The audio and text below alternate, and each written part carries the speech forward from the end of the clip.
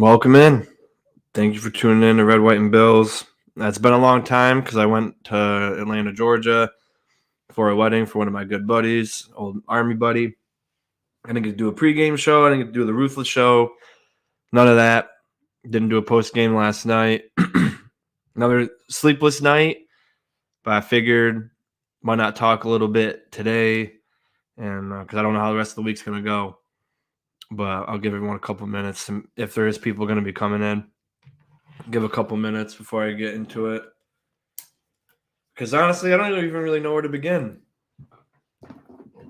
It's been a shit show for 9 weeks. And we haven't seen any sign of it changing.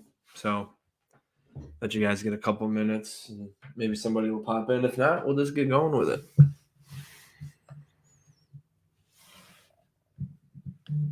I'll give another 30-second timer. I got a client calling me, so I'll do this for a little minute.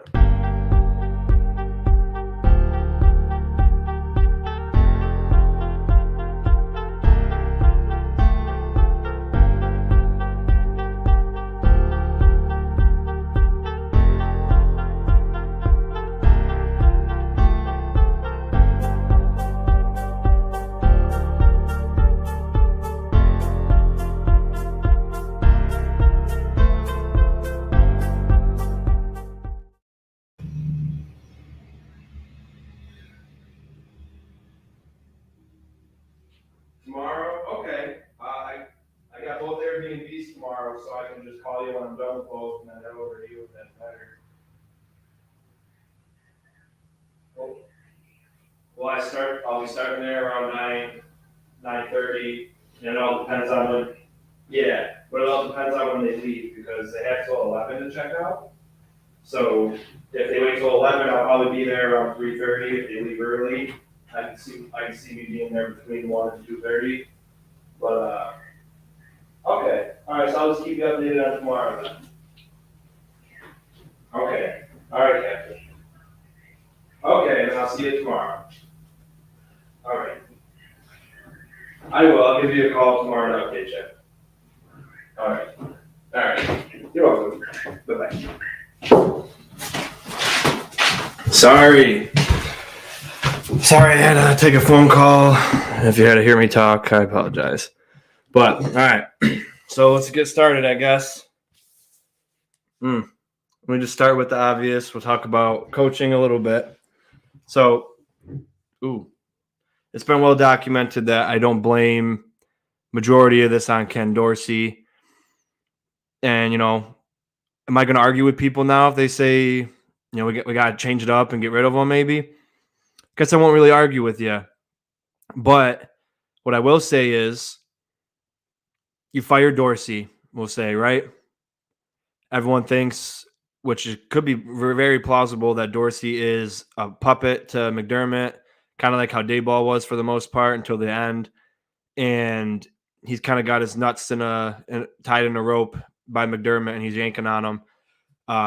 So if that's the case, if that's truly what's going on, firing Dorsey is essentially like filling up your gas tank where you put your windshield wiper fluid, because that's not the problem. The problem is the person operating the gas nozzle. And if you fire Dorsey, McDermott's going to bring in Joe Brady or Shula, and then he's going to have their nuts in a bind too, and then nothing's going to change.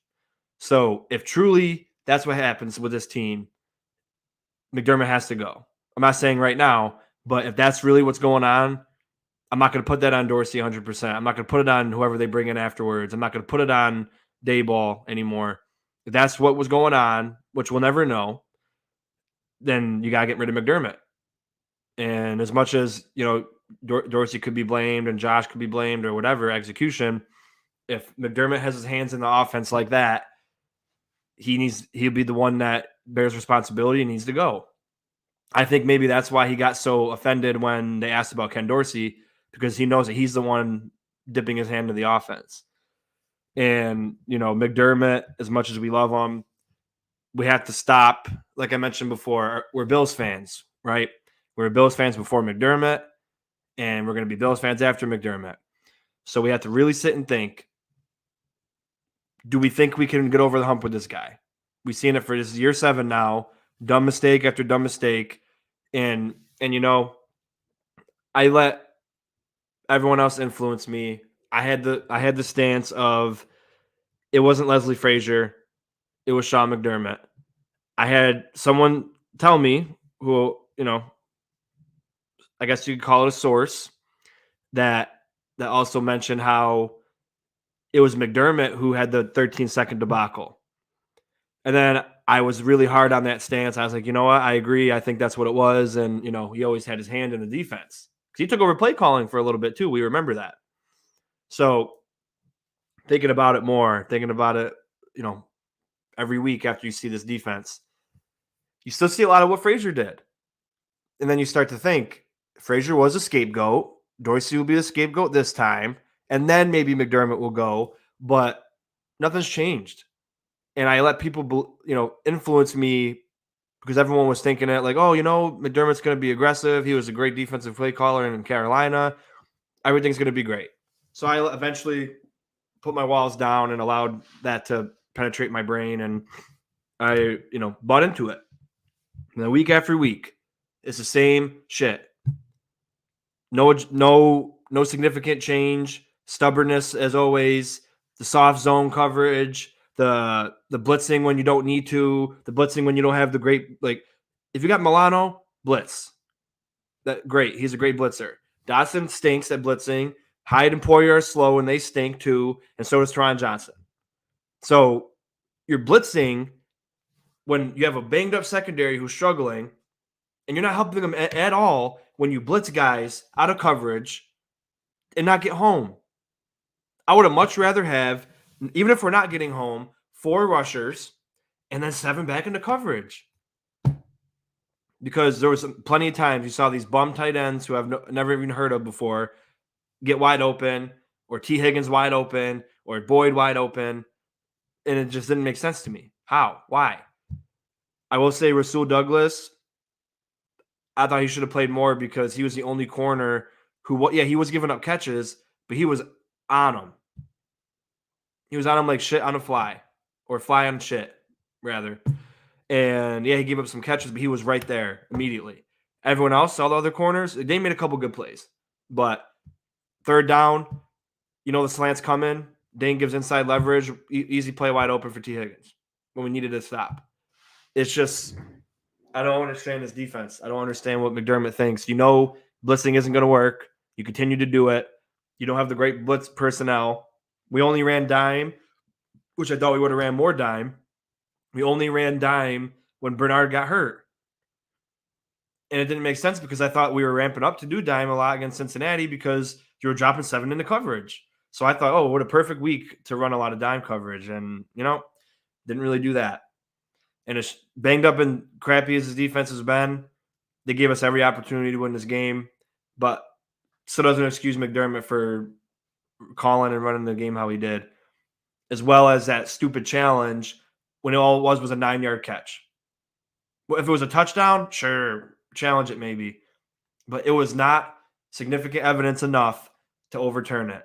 So whoever told him, challenge it, he should be fucking canned too. And, I was mentioning it yesterday. Yeah, I may sound angry right now, but it's more of like disappointment. And I feel like I'm finally broken after over 20 years of supporting this team through the worst. And now it's just like, it's never going to end. When does this end? And, you could be as optimistic as you want to be. I'll never back off the team, of course. But to sit here, we can't act like things are going to be fine. 9 weeks in, nothing has shown, besides the Dolphins game, that we're a competent football team and we can play complementary football. I know McDermott says it a lot now, but it is truth to it. You have to play complementary football, and we haven't done that minus 1 week. And, Josh gets on the podium, and I guess we'll pivot to Josh now because McDermott's it's the same old stuff with him, and Pegula's got to make a decision if they care about the team or not. But, or at least before I go to Josh, actually, McDermott could be fine if he stops micromanaging. I mentioned this before. When I was in the military, the worst leaders were the micromanagers, whether they're officers, high-ranked NCOs or not. Micromanaging is the worst kind of person, worst kind of leader. So if he's a head coach, defensive coordinator, and he's dipping his hands in the offense, that's not a recipe for success. And you need to let your coaches coach. Oh, when we stink, won't get over the hump with this team. What about McDermott leave his play calling to one of his assistants and focus on both sides of the ball as a head coach?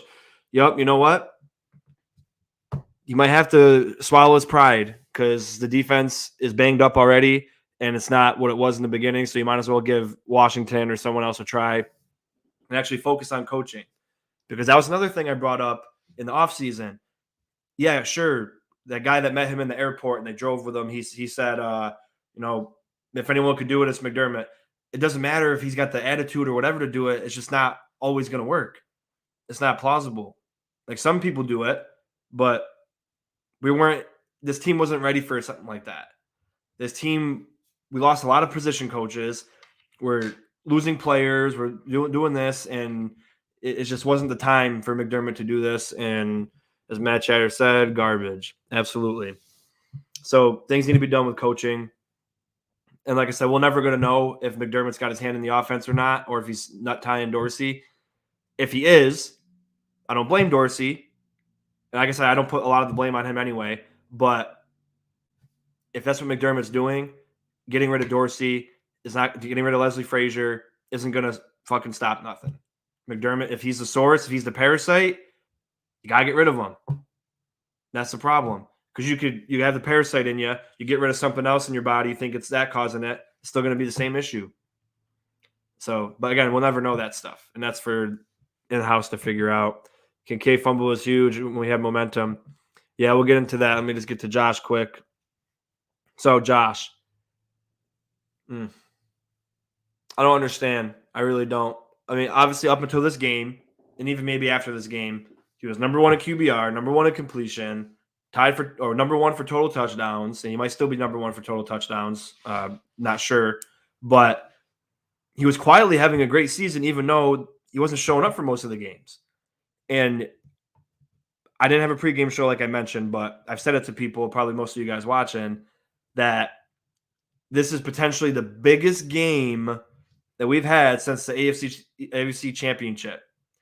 And in the AFC Championship game, I didn't think we were going to win. We weren't ready to be there. We were really good, but the team wasn't primed for that kind of run. We kind of just got hot, and we weren't injured. That was the least injured team we had. But Josh just seems this year, like up until last game, he wasn't going through progressions properly. He's hanging on to the ball too long, putting his offensive line in bad situations, and then they get blamed for all this stuff. And then he takes too long to decide to run. Like, aside from not getting design runs called, you could run when the pocket breaks down or when nobody's open. And expecting your lineman to hold for 6 seconds while you try to make a decision standing in the pocket like a statue, that's not what we want from you. That's not what the coaches want from you. So everyone said, oh, Josh needs to run more. I think he ran 8 or 9 times and we still lost. So to me, it's about decision making. And I will say, that's stupid. That was a stupid call on the grounding on the option route. But, Gabe Davis wasn't in the wrong on that one. It was 3rd and 6. And we were moving the ball. Why would Gabe Davis, knowing we need 6 yards, choose to go with the go route? And why was Josh Allen thinking, I need to go for the go route when you're down by 2 scores? Also, why is Josh not on the same wavelength as your number 2 receiver? It doesn't matter. I know it's an option route, but this is Gabe's 4th year, right? This is Josh's 4th year with Gabe. So you're telling me that in all this time, you haven't had the mental connection to understand on a 3rd and 6, we already know we're going for the 6 yards or just 10 yards or whatever. We don't have to go deep here. We can sell it like we're going because that's what it was. It was either a go or a curl. And he ran the curl because he needed 6 yards. And then Josh throws it 55 yards over his head. So I really need to understand why he thinks you always have to go for the deep ball when you only need 6 yards. The other Gabe Davis drop, where he got a face mask and it hit his hand. I'll get to your chats in 1 second. I'm just going to get this point across. It was 3rd and 9, right? And we were like 20 yards away. Why go for the end zone when you could have went for 7 or 8 yards and then got to 4th and 1 or got the first down or 4th and 2 where you could go for it again? I don't understand. It's not always about going for the touchdown or going for the deep pass. Like, there's a reason why these routes are, you design routes to go shorter too. If it's open deep, take it, but it wasn't. And he overthrew Davis anyway on the one where he got face masked. And then the last one for Davis about with Josh, and then I'll get to you guys' points and get back on it. When he threw that pick, Gabe Davis was wide open, and he beat his man, and there was no safety help. And what did Josh do? He threw it short, for some reason thinking Gabe was coming back in, and the corner was already looking at him because he got beat, and he just sat in the zone and picked it off. If Josh just lets it go with a little bit of touch, that's a big play or a touchdown. So, this is the dumb decisions Josh makes. Josh Allen does not need to throw such idiotic interceptions. Exactly. That was just boneheaded. And the funny thing was, I actually called that. My buddy was here watching. I said, watch.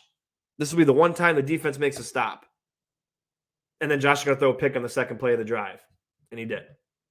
Every time we see him on screen, he stares with empty eyes. Pulling the Dorsey from booth to sideline might help. I just want to see them try something new. Exactly. And, yeah, he's got that 1,000-mile stare.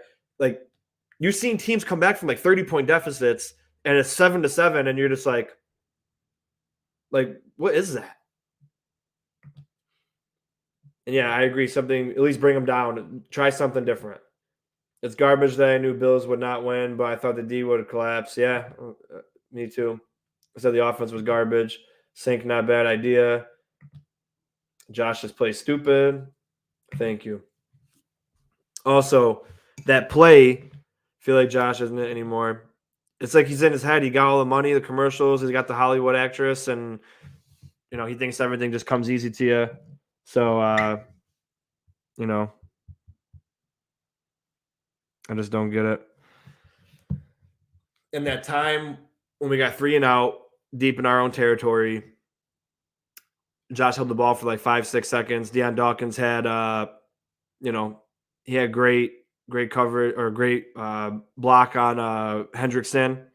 Josh held the ball for 5-6 seconds and then waited till the last second to run. If you just ran when it was open, the guy wouldn't have ran from behind you and tackled you for a 4th down.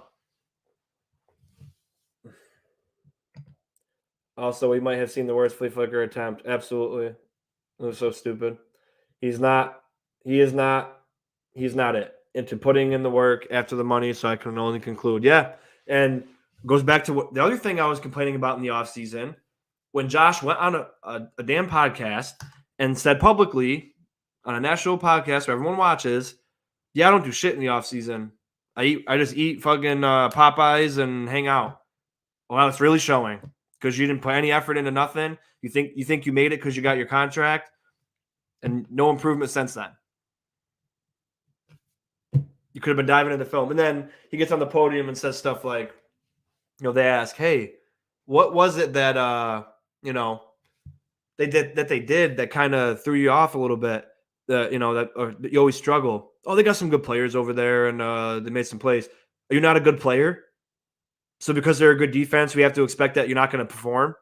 What happened to the Josh that performed against any fucking defense? What happened to the Josh that would beat the best defenses and dominate everybody? Now you're scared of people because they have good defense? He looked like he doesn't do anything. Yep. Character is playing hard after the money. Yeah, and then you look over almost near the last drive, and you got your captains like Davis sitting on the bench, pouting like a little girl. Oh, little Sally kicked me in the knee in recess. Like, what happened? Like, I thought we were men here. Like, I just don't understand. You get paid millions of dollars to play a kids game, and you sit there. I think the fans care more about the team than most of the team does, aside from like Diggs. And I'm not even, if he wants to leave, I wouldn't blame him. I know people said that he wanted to last year, but I'd want to leave too. Nobody's going to want to come here anymore because they see the bull crap that happens. And then, there was a few plays like they mentioned. They ran 2 quarterback spies with the linebackers. And nobody was getting open. Nothing happened. We couldn't run the football. James Cook wasn't good. I thought the offensive line did good again. But again, we have to look at it like they're not going to win every rep. So if they lost a couple, it happens. Spencer Brown that was the worst freaking rep I've seen all season, I feel like. You had Torrance had help with Brown. And instead of Brown double teaming, he for some reason spun like a ballerina. And then they both got beat because of that. 10 days to prepare. Going back to coaching again. 10 days to prepare for this kind of game. Biggest game. Season's not over technically, but this was a huge game. You could have went 6-3, back in first place in the division, back in contention for the 1 seed, which again doesn't really matter. I know you just got to get in the playoffs, but now you got the AFC North, who the last place team is 5-3. The Bengals are in last place at 5-3 because they got 3 division losses. Like, now we're 2-4 in the conference, 1-2 in the division. And you see, I always say it every single year. When everyone tells me and berates me for saying it's not just one game, it's not just whatever. This is why. Because you lost to the Jets week 1. It's just 1 week. It's just week 1. Look how much magnitude it has now in week 9. Now you're 5-4 in 9th place in the conference, and the Texans are right behind you at 4-4, and they got an easy ass schedule. If the Jets win tonight, our playoff chances go down even more than 47%. And if they lose tonight, we're back in 2nd place because it'll be 4-4. And then, it looks a little bit better for us. But now we're in that situation back in like 2018, 2019, where you have to hope for people lose and go on the internet and type in the playoff generator. And, if the Steelers and Browns both lose today and the Bills win and the Dolphins lose, what does that mean? Like, we have to do that now. We're no longer a championship caliber team like we used to preach. We are now hopefully getting to the playoff team.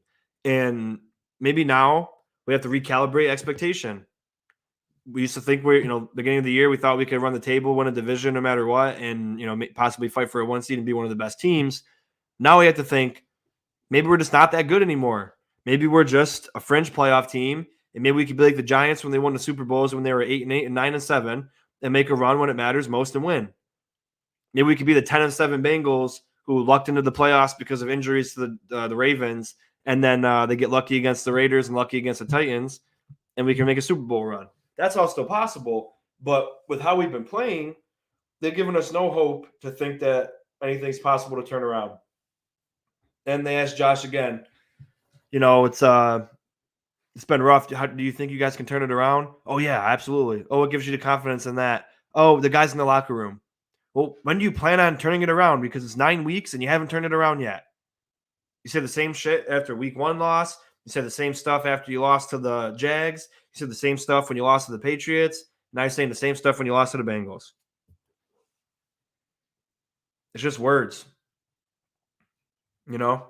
And like I said, I'll always believe in this team, and I know we could win out. That's possible. But again, with how the schedule is, you have to run the gauntlet and go 6-2 at the worst. If we finish 6-2, we will be 11-6. And we have to hope that one of those 2 losses against the Eagles, because they're an NFC team. Because we already got 4 conference losses.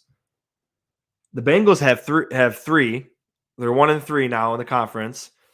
and they still got the Ravens the Ravens once, the Steelers twice, and the Browns once, and they can't ever beat the Browns. So they could still miss the playoffs, but they had the tiebreaker over us anyway. So that was the other reason why it was huge. The Dolphins just give us every opportunity to take the division from them because they just don't want to win it. You know, they can't beat good winning teams, and the only winning team we beat was them, and they can't beat winning teams. So how much stock is in that now?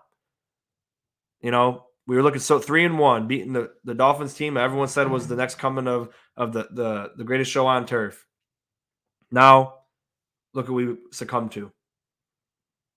And, you know, I mean, do you guys feel confident that they're going to turn this around in a short time?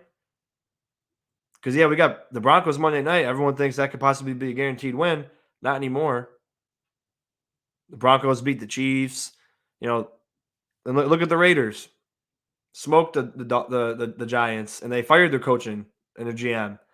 And they just got a random guy in their coaching staff that never coached as a head coach before, and they dominated. Get Fournette up. Get Fournette reps. Linval Joseph was the star of the game. Came off his couch and was the best player on defense. Insane. And like I said, Rasul Douglas did good enough. Benford, I'm fine with him on the bench. And he was hurt anyway, I think, in the end. So I don't know if he was benched or got hurt.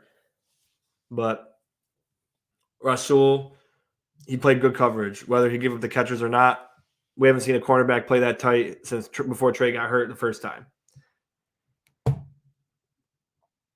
And, you know, as much as Kincaid had a fantastic day, it ruins it.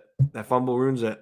10 catches out of 11, which that one he dropped should have caught, and 80 yards. Fantastic day for the rookie. And I know he feels just gutted for – obviously, it wasn't the game-losing play, but it was a big thing. It was a big reason because we couldn't get anything going. We finally did. We're at the 13. And you hurt a little guy again, and you lack situational awareness to know that linebacker was in the coverage with him, and you just jumped and had one hand on the ball, and you got punched out. It's a mistake, and I'm sure you'll learn from it. You still had a great day statistically, leading receiver, catches and yards. You know, you've been on a tear the last 3 weeks. You're legit the number 2 option because Gabe Davis had 0 catches. And, you know, Gabe Davis, as I mentioned, he's not a true number 2 receiver or a number 2 option. And the worst thing that ever happened to the Bills was that 13-second playoff game. Because that was the one thing that Davis did that made everybody think that he could be something. And he's not anything. He's an average at best, streaky, inconsistent wide receiver. Good guy. Loved him. But your number 2 option, going from 9 catches to 0, had 1 and 2 the other weeks before that. Hey, what's up, Cameron? Thanks for tuning in. Hey, go check out Cameron, my buddy. He's got a YouTube channel. He's a coach. He was a D1 player. Served in the Army with one of our mutual friends, a great friend of ours, and he does a good job over there. So go check him out, please. And hopefully you can come freaking coach our team because Gabe Davis, oh my God, I don't even know what to say about him anymore. But that Chiefs playoff game where he had 4 touchdowns and 200 yards was the absolute worst thing that could have happened to this team.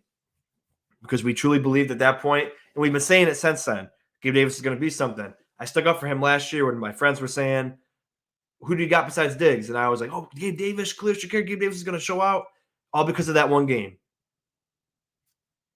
And he's never even came close to doing anything like that. Again, too inconsistent. And when we got, I like Douglas. I like Rasul Douglas. I like his game. But I kept saying, getting Rasul Douglas doesn't help the team because our defense is what it is. We needed an offensive playmaker as a second wide receiver. I would have traded Gabe Davis for Jacoby Myers straight up. I absolutely would.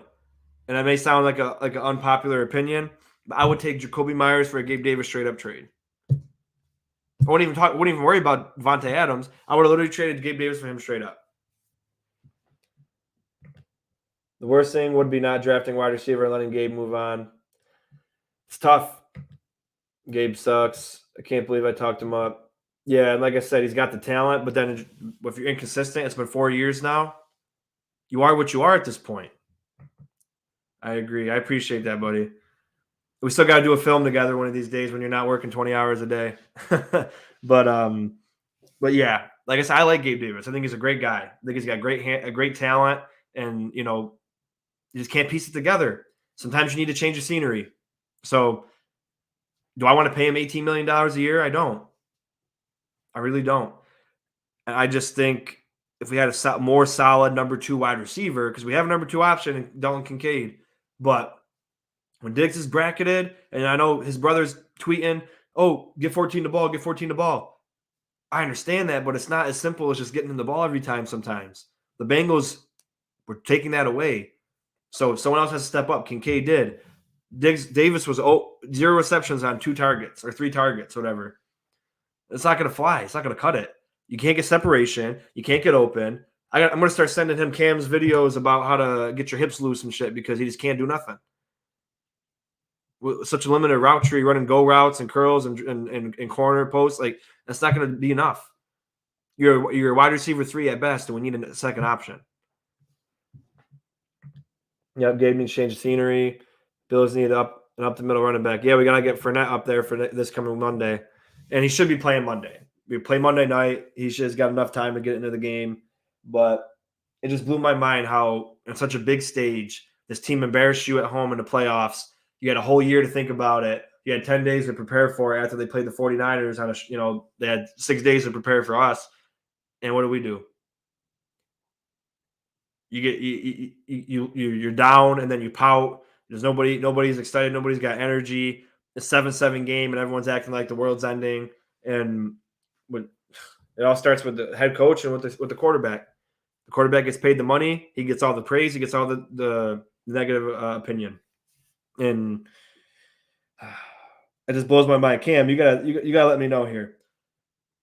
If you're a quarterback with the same receiver for 4 years and you have option routes, can you explain how they could not be on the same page? Down in distance is 3rd and 6, and Josh just thinks, "Oh, I thought he was going to run a go route." Why would you want him to run a go route in the first place when you need 6 yards? You don't need 45. So Davis ran the curl, and then Josh threw it deep. That was a play on the intentional grounding, which was insane. But as a wide receiver coach and a wide receiver yourself, shouldn't you be on the same wavelength as your quarterback, even though you can't read minds? But you should have practice. You should know. You guys should communicate beforehand and practice and stuff. Okay, in this kind of situation, this is what we're going to do. I didn't play receiver, so you would have to tell me. Bad read.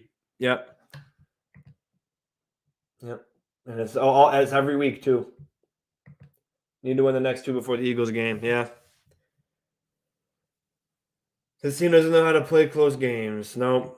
And that's part of it with the coach, man. He just – the time management, the situational awareness in games, like it just blew my mind.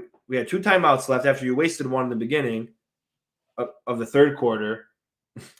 You challenge a 9-yard reception when you were taking your sweet-ass time anyway, and we were actually moving the ball a little bit with no sense of urgency, actually. We never have urgency. We play like we're up 2 scores when we're down 2. We took 5 minutes off the clock to score that touchdown, and guess what? If you were moving the ball, you were running to the line of scrimmage, and you were doing an actual hurry-up instead of a half-assed one, maybe the defense would have had 5 minutes to make a stop instead of 3 with 1 timeout.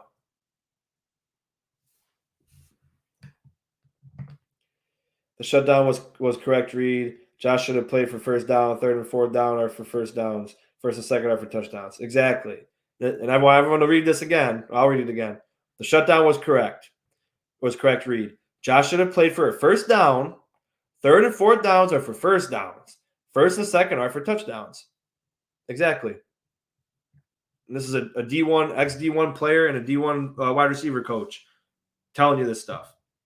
So if you don't want to listen to me, take his word for it because he does it for a living. And when you got a $300 million quarterback who's supposed to be top 3 in this league, why was the wide receiver who's inconsistent correct and you think, oh, I'm going to throw a deep ball? And, and he said third and fourth down for first downs. Like I mentioned previously, on the one he went for in the end zone when Gabe got face masked, it was 3rd and 9. Get 8 yards, you can go for it on 4th and 1 at the 15. And if you don't get it, you pin them back deep. Give them bad field position. But you go for the touchdown and you get the field goal and it's whatever. But field goals doesn't win games like this. If we're not dominating, it seems like the players don't know what to do. I know. They just think like, oh, we're guaranteed to win. We should always be winning. And if it's not, we're going to pack it in and get ready for next week. Well, they're going to have their wish soon, because if you screw around against the Broncos to just beat the Chiefs and you're 5-5, the season's over with. Because technically the season's over with now, in my opinion, because of how they've been playing. Mathematically, they're not eliminated. But if they continue to play like this, there's no way they will make the playoffs unless they turn it around. This isn't the Buffalo Bills team we know. This isn't the Buffalo Bills team we thought we were going to get. And the worst part of it is we're missing 6 starters on defense. And the defense still gives us chances to win. But the offense is completely healthy, and we were playing horrible. Hey, what's up, buddy? Thanks for tuning in. I'm finding Dak and Allen have a very bad sense of urgency in moments like this. Absolutely. It's every time. I really don't get it. You're down. You got to be quick, and we're walking to the line. We're taking a minute to get the play call in. We're acting like we're up. And same thing with Dak. Why? You're not up. You got to score quick so you can give your defense another chance. Josh had Cook and does not dump it off. Nope, absolutely. They can't play from behind. Yeah, they start overthinking. They think too much. And what Bystock said, Josh had Cook a lot and doesn't dump it off. That one play, like I mentioned earlier, where Allen got chased down by Hendrickson after Dawkins blocked him well for like 5 or 6 seconds. He could have either dumped it off real quick because the hot route's always there, or ran it 3 seconds earlier than he did. If you didn't like what you saw, the lane was there to run, and he didn't. And, he's taking we're not going to run you too literally. Like, not calling a design run is fine. But if you see a play break down or if you see nobody open, you can go. Like, nobody's telling you not to go. Unbelievable. It's frustrating. And like I said, I'm more disappointed than angry at this point. I lived through the drought. I was a fan for, the beginning of the drought, and it's been horrible. And I think I finally got broke last night. And, I'll never give up on my team.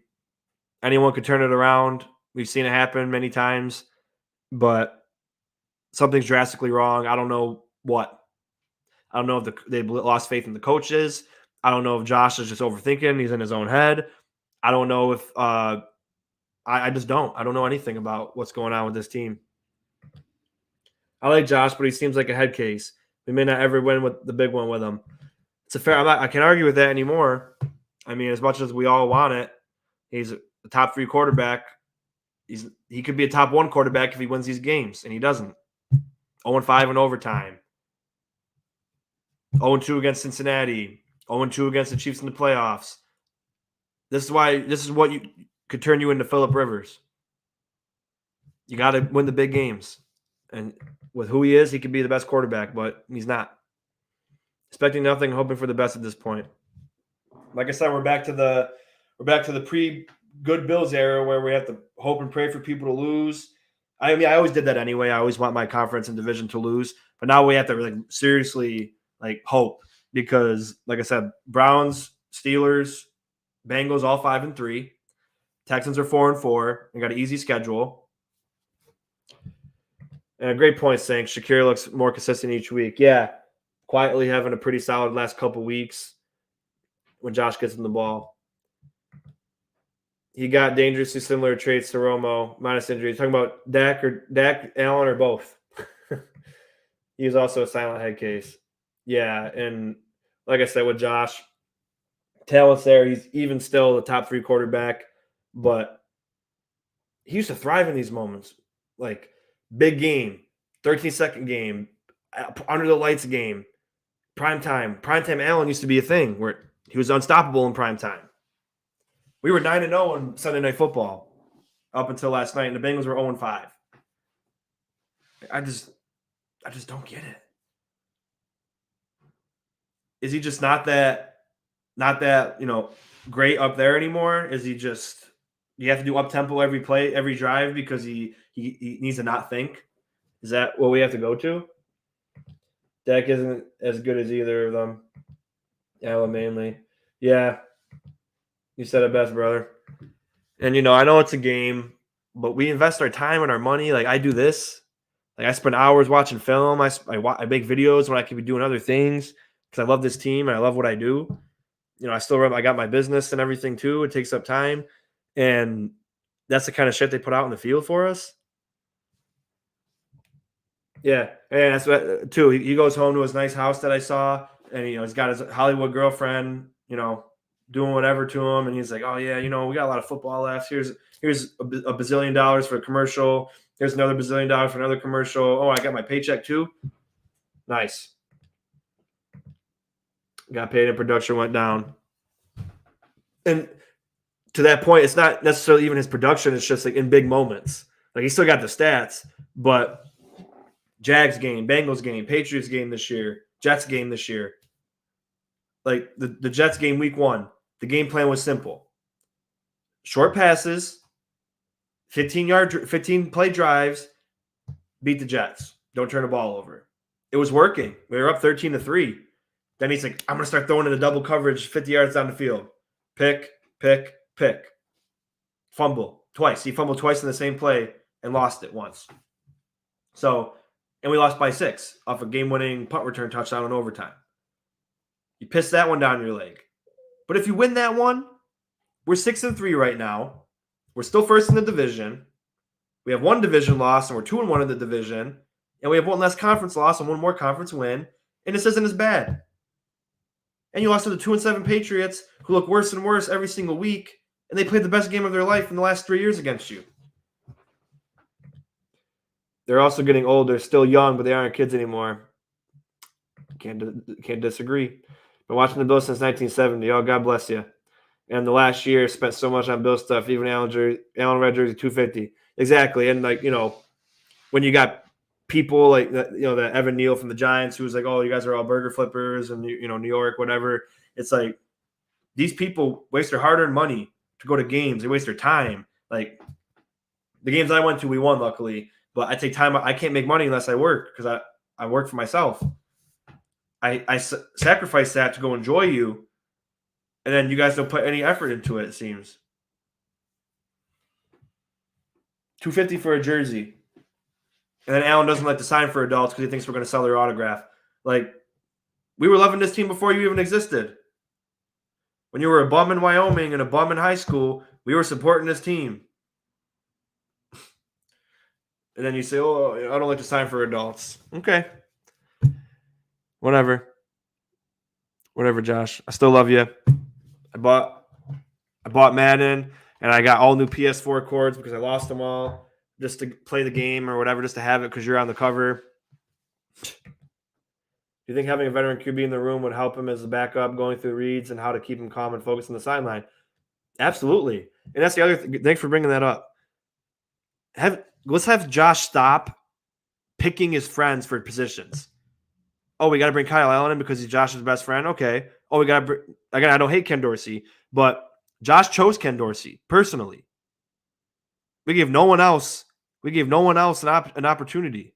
And I don't hate Ken Dorsey. I don't blame majority of it on him either. It's a small percentage of his fault, but Josh picked the OC. Josh picked his backup. The backup doesn't do anything for him. Yeah, Kyle Allen's smart, but he's not good. He's not. He's less of a veteran than Josh is. It could definitely help. Absolutely. Do we say next year try again? Huh? It's all we've been saying, I'm sure, since the 90s. At least you got to see some of the good years. Yeah, that's whack. I get people are scalpers of stuff like autos, but some of them are just too much about not signing. Exactly, dude. It's like, you see my shit. Like, I paid money to go meet Devin Singletary. I didn't even get to meet Poyer and Hyde because it was COVID, so they took my flag and got it signed and sent it back. I didn't get to meet Jim Kelly. I got to meet Levi Wallace. I got to meet Devin Singletary. I got to shake their hand and thank them for being on the team and for what they did. That was cool. I'm not going to sell this ever. I wanted to fill all this up with Bill's signatures. But yeah, like obviously people scout, like you said. But guess what? You could buy, you know, you could buy an autograph Allen anything off anything and then resell it later on in the future anyway. So I don't know why he does that. Like if I went up to him in the street and I saw him, like, hey man, you're my hero in football. You know what I mean? Like, can you sign my Josh Allen jersey? Oh, no, I don't like signing for adults. Like that's like some Michael Jordan scumbag stuff. You can tell when people are going to scalp or real fans. Exactly. So, but yeah, the guys with 4 things to sign are the guys selling. Exactly. And I brought it up when I went to that game against the Bucks. I had great seats, courtesy of my friend from a stag party. His uncle got season tickets. I paid probably a quarter of the percentage because I won him in the stag party, but those were pretty solid seats for they're decently priced if I paid full price. And then there was 2 people next to me. The game's over. I didn't get to do that shit as a kid. And I don't care if people call me a big baby or whatever. I'm 29 years old almost. I never got to experience that kind of stuff as a child. So when I got players next in the tunnel, I get to see them. I could say something to them. I had my Dawkins jersey on. I wanted to have Dawkins, hey, what's up? Whatever, whether he signs my stuff or not. You had a kid who his parents told him to go jump in front of me to get on the side of me. I looked away for a second. There's a kid here with a big ass head of Josh Allen and a cardboard cutout, puts it in front of my face at the end of the game, and I can't see nothing. I can't even, say what's up to the players or nothing. And I want, like, imagine if my son was there, I would have tapped on the kid's shoulder and listen, man, back the fuck up. You're jumping in front of my kid, and that's not going to fly here. The fact that your scumbag parent told you from 20 plus rows deep to jump in front of me, and you didn't pay for the ticket, that's dumb. And then there was another kid who wasn't in the seats either, but the seat was empty, so he came down. He had like a whole bag full of shit. Hung it out, had people sign it. He got fucking Mike Evans cleat or like some random shit. He wasn't even a Bucks fan. Like, that shit pisses me off. But yeah, because they're kids, they get to do all that. A kid that was like 10 years old who never even, suffered about football in his life. But yeah, fuck them kids. Exactly. That's what I felt like. Also, it's hard to watch Hyde and Poyer getting burned on the field by opponents' wide receivers. Almost automatic for opponent teams to target Hyde and Poyer on third down or red zone. Perfect example, because in no way, shape, or form in today's NFL should Jordan Poyer, more so Micah Hyde, be one-on-one with anyone at all, ever. They still got great instincts. They're still great safety tandem, but they're not like that anymore. I don't care if you don't trust your corner. Why is Micah Hyde in cover one-on-one with T. Higgins? It doesn't make sense. It's not even Hyde's fault. Like, he's short and he's not fast. Blows my mind. But you're bringing up all the points that I was thinking about last night, so I appreciate you. Keep all the comments coming. Scumbags, yeah, dude. And I didn't see who the dad was, and I'm not even mad at the kid, I guess, because he was just probably doing what he wanted to do, doing what his dad told him or his mom told him. But all I know is that he wasn't sitting in that section at least 5 rows behind me or in front of me, because I was looking all game. Turned around, high-fiving people. Weren't even there. So when you got your parents say, oh, yeah, go do this, go do that. And then I missed being on TV because I was walking to meet my friend. We made a sign for Fitzpatrick. He handed the sign to a girl because she was closer to the view.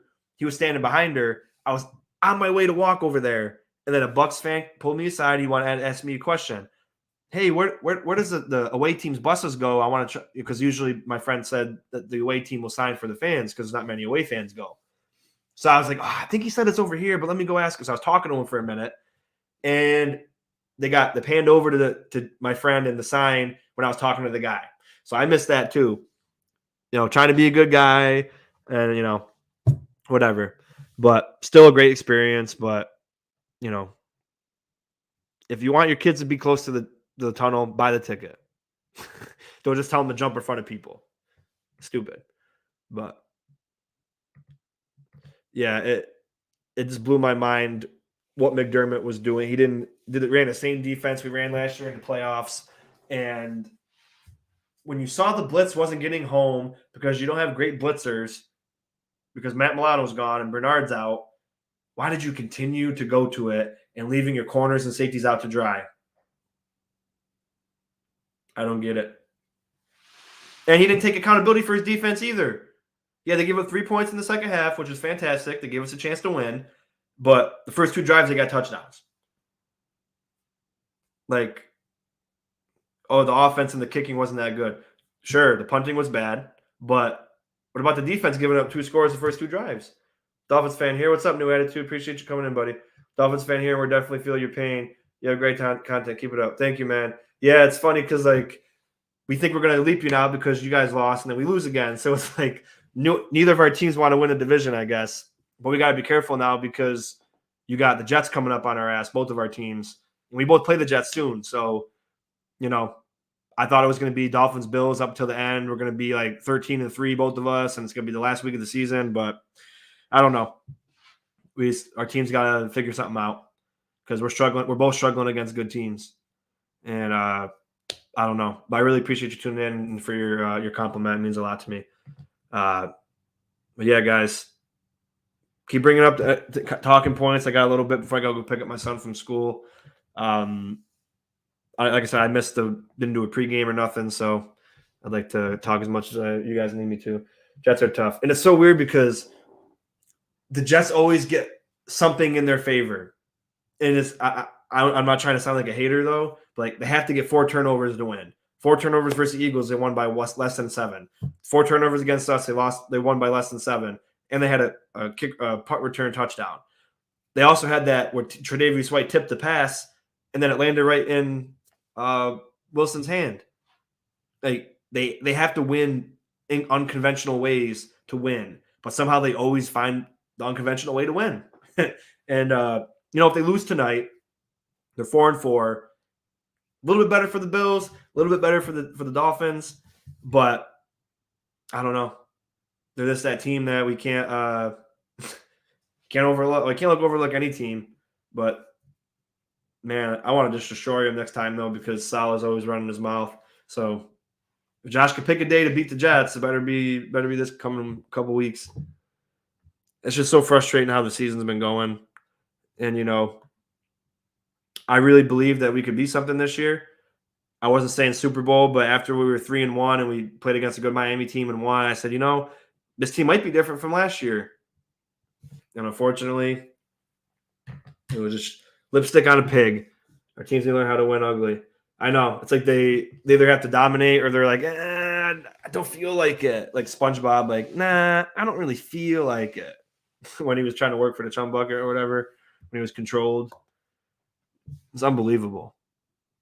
And, let's just look through the schedule quick. It's not easy. But let's get in. Let's read through this real quick and see how confident we're going to be for the rest of the season. The way we're playing. We can turn it around. All right. You got Broncos Monday night. Then you got the Jets, both home games. Then you go to Philly, 4:25. Then you got a bye, which could be good. Then you got the Chiefs in Arrowhead, Dallas at home, the Chargers in LA, which is like a home game, Saturday night. Then you got the Patriots at home and the Dolphins away. So we almost have to hope that the Dolphins don't lose again, and they can rest their starters and we can get that win, because the way we're playing, don't think we beat the Eagles, don't think we beat the Chiefs, the Cowboys, and that's already 7 losses, not even counting the rest of the games. But it's upsetting. Yep, absolutely. So we absolutely can still run the table. We have to change, though, this week. Everything has to come together this week. We have to play that complementary football McDermott talks about. We have to dominate on all phases of the game. I don't care that it's the Broncos. You have to do it. And you have to beat the Jets. I don't care if it's by 1 or 50. You have to beat the Jets. And then you're 7-4. Not bad. Then maybe other teams will start losing. Then the Eagles game, this is where you can make up for all the shit that happened in the season. Make up for the Jags loss that you should have won. Make up for the Bengals game. Make up for the Jets and the Patriots game. You beat the Eagles. You beat the Chiefs. Lose to the Cowboys. Go ahead. Then you're 9-5.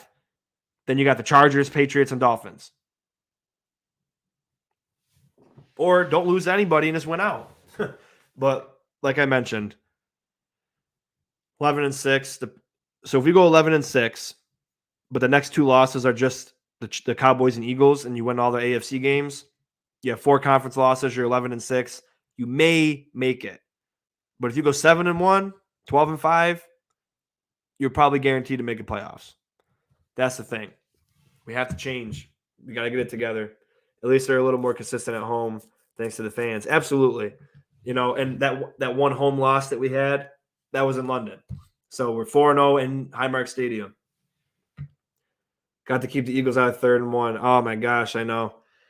See, the Eagles, they're good, but they could have lost a ton of these games, but they just find ways to win, unfortunately, for everyone else. But I think we can still – we could be any team, but not the way we're playing. 18 points isn't going to get it done. Let's see. We scored 18, 24, 25, 14, and 20 since the Dolphins game. Scored 38, 37, 48 on that 3-game win streak. Then 20, 14, 25, 24, 18. Don't get it. But, 5-4, it's not the end of the world, but it will be if we play like this again. You can't go 11-6 and have 5-6 conference losses. Because then if you're 11-6 with a team that has 5 conference losses, you're out. You lost to the Bengals. Now they have the tiebreaker over you. So if they go 11-6 with 6 conference losses and you have 5, you still lose because they got the tiebreaker over you. The game was so important. For the mental, for the confidence, for the season, for the rankings, everything was important. And then they just seemed like they had no life. Josh was, fun and funny, pointing at the guy before he scored a touchdown. What happened to that after that? You scored a field goal in the 3rd quarter and then a touchdown when it didn't matter. I don't think I've enjoyed football since the Dolphins game. Well, I enjoyed the Bucs game. I was there. We had a great time. But we gave them a chance. That game wasn't as close as it seemed, but we just let them hang around. The division games are do or die. A lot of people don't realize that's why I'm pissed about the 49ers Eagles losses. Yeah, exactly, because it don't matter if you're 0-10. Your division's going to be tough. Like we lost to the Patriots. The Jets beat us, twice the last 2 years. Well, overall, we've been dominating them since Josh has been here. But division games are always a toss-up. Look at the Eagles and the Commanders. The Commanders beat them last year when they were 11-0 or 12-0. They took them to overtime twice, and they should have won both of those games. So it's like division games are division games. And, that game yesterday, I only got to see the end of it for the Cowboys, but they had that game. Just things didn't fall their way. And that's the Bills and the Cowboys for you. I always say like we're turning into the Cowboys in that sense. Like obviously we're not as we're not as big of a fan base as the Cowboys or as hated as the Cowboys, but in the sense of everything has to be perfect for us to have success. It's the same thing. We can't win those do or die things, those games. We don't win on the plays going our way. It's frustrating. It's sad. It really is. So we want nothing more than this team to be successful. Because Diggs ain't going to be here forever. Josh ain't going to be in his prime forever. We have a way better O-line. What could be done for better time management? Team only wakes up in the 4th quarter when down by 10. Yeah, exactly. For time management, it's just being smart in situational football. So like, I was at that game Thursday night, right? From where I was, it looked like Baker's knee was down in the end zone. McDermott didn't challenge it. Everybody was clamoring for him to challenge it.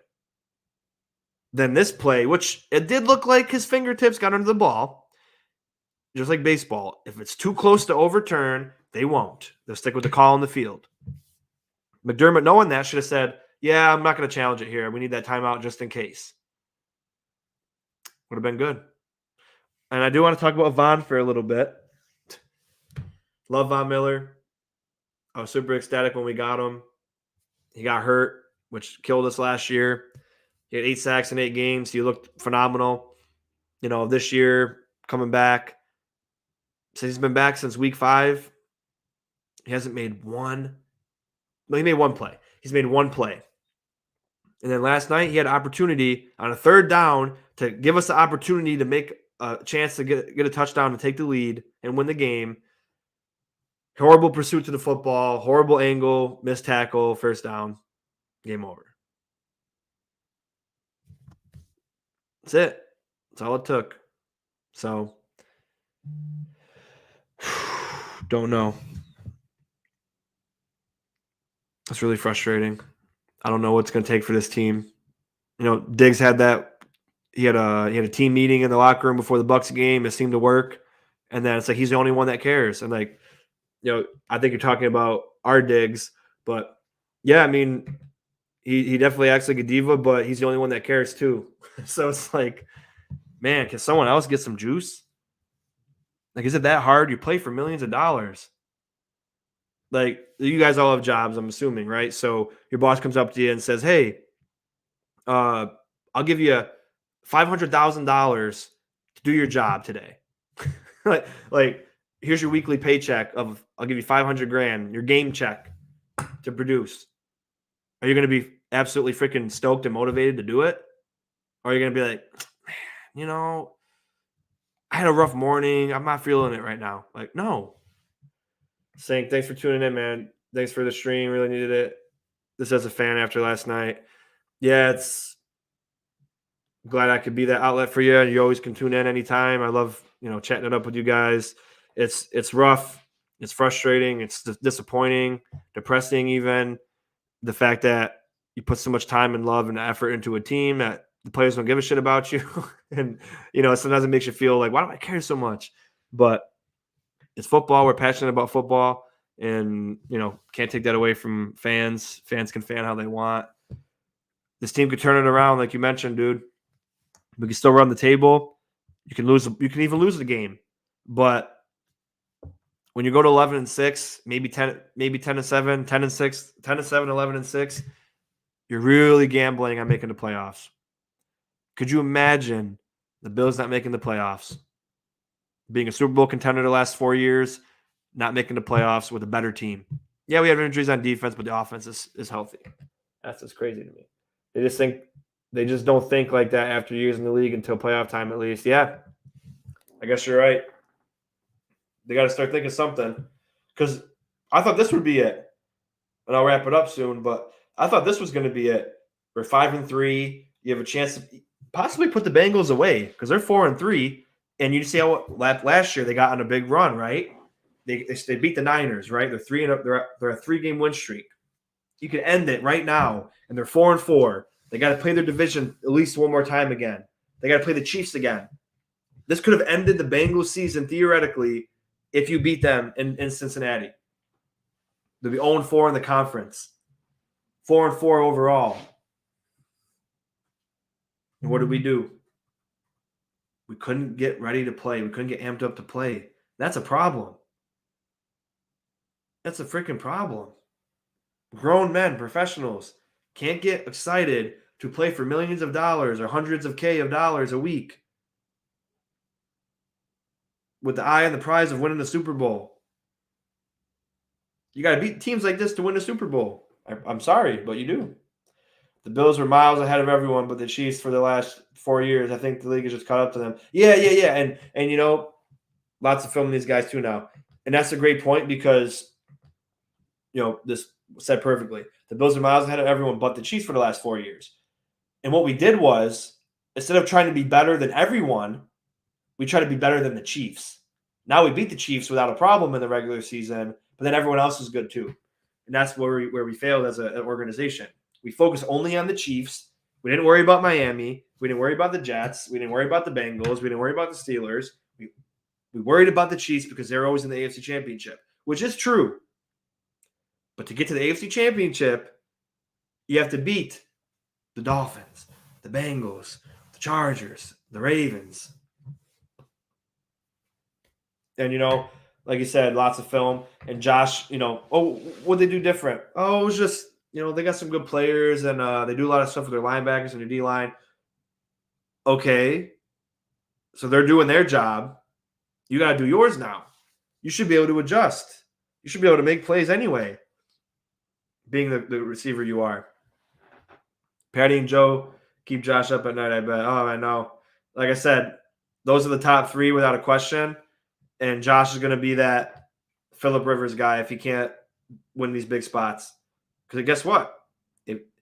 So say he wins 2 Super Bowls and 2 Super Bowl MVPs and 2 regular season MVPs and Mahomes has 2 still. They're going to argue about who's better. But right now, because of that, you can't argue it. Josh has the potential to be something fantastic. But he's not coming through in the big moments. He's coming through in some big moments. Like, he doesn't never show up. He's won a lot of big games. He's won playoff games. He's won shootouts. He's won come from behind games. But games like this, gotta win them. Lamar creeping up slowly too. Yeah. Yep. So, all right, guys. If no one's got anything else to say, I could talk for hours, but I gotta get going anyway. And I love that you guys tune in and keep the chat going.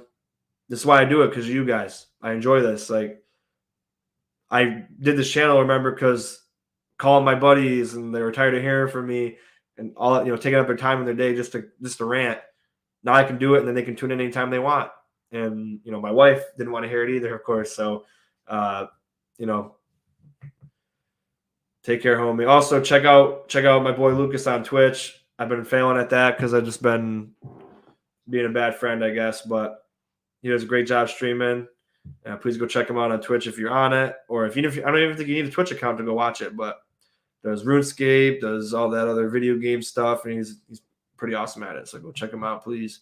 Great show. Thank you. Thank you, New Attitude. And good luck this coming week. Hopefully the Week 18 game can mean something between our teams. But we'll see. No sweat, man. He's been my longest friend for 22 years, so nothing can stop that. But love you guys. Thanks for tuning in. It's not the end of the world yet, but it's getting close to it. So I just want everyone to, kind of not forget that. Like, as much as this team can turn it around, there's also the same possibility that we can't. So we need to start really, really thinking here, and hoping something changes. But good luck except against us. Oh, yeah, absolutely. Same to you. But subscribe if you guys haven't. Share it out. And then, see you next time. I think weekly picks will be on Wednesday, of course. And then if I can do film this week, maybe I will. I don't know if I'll be able to, because I was gone for a bit. So I have to do a lot more jobs this week to make up for the time I was gone. So check you guys out later. Go Bills. Have a great one.